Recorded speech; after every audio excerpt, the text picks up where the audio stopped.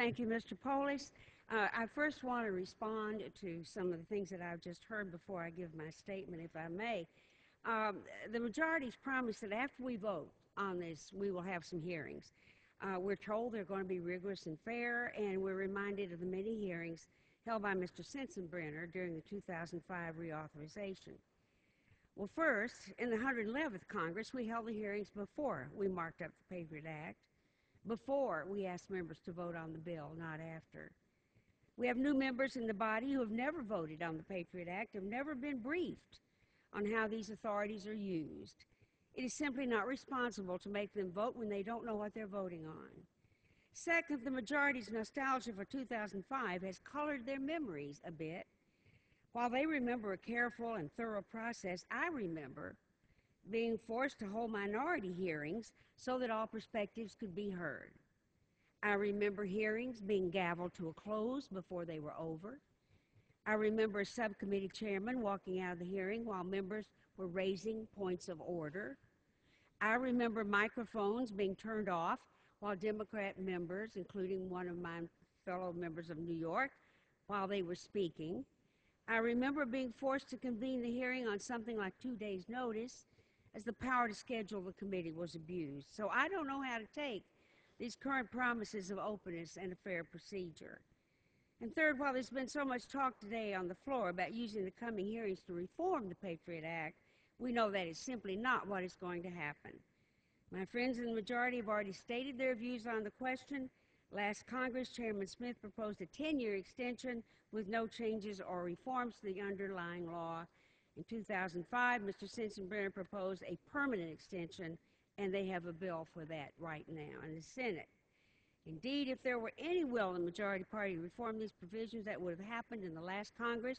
When we worked, the Democrat majority worked for months to forge a compromise, but got no Republican support. So I don't expect the coming hearings to be part of any kind of a reform process. I expect them to be heavy on political theater, designed to make the powers permanent. That, no doubt, is why this extension is timed to force the next vote into the presidential primary season, to raise the political stakes. And Mr. Speaker, one of the reasons the 16 provisions were set to expire in 5 years was because they were deemed too invasive of our civil liberties, possibly invasive enough to be used to violate the very freedoms that our young men and women in uniform too often die protecting. These provisions provide the government with exceptional powers of search, seizure, and surveillance, often without the due process that our Constitution guarantees us. Nearly 10 years later, we continue to reauthorize. May I ask for 2 more minutes? I'm honored to yield the ranking member 2 additional minutes. Gentlelady is recognized for 2 additional minutes.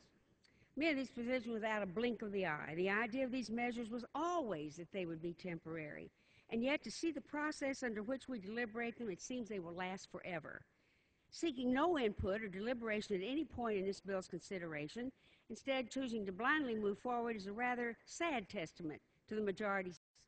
Ultimately, this is no way to consider a piece of legislation that has as far-reaching and profound implications for our civil liberties as this does.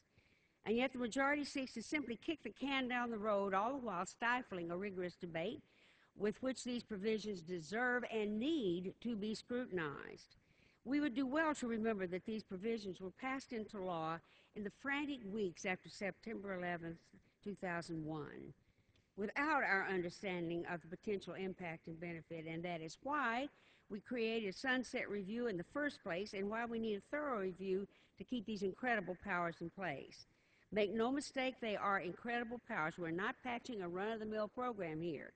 These are powers that will allow the government to continue to access business records, conduct roving wiretaps, and monitor American citizens. The intrusive nature of these provisions that the majority seeks to whisk through would leave our founding fathers aghast at the willful erosion of the civil liberties that they enshrined for us.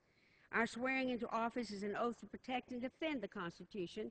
However, many members of the House voted against the Constitution when this came on the floor last week.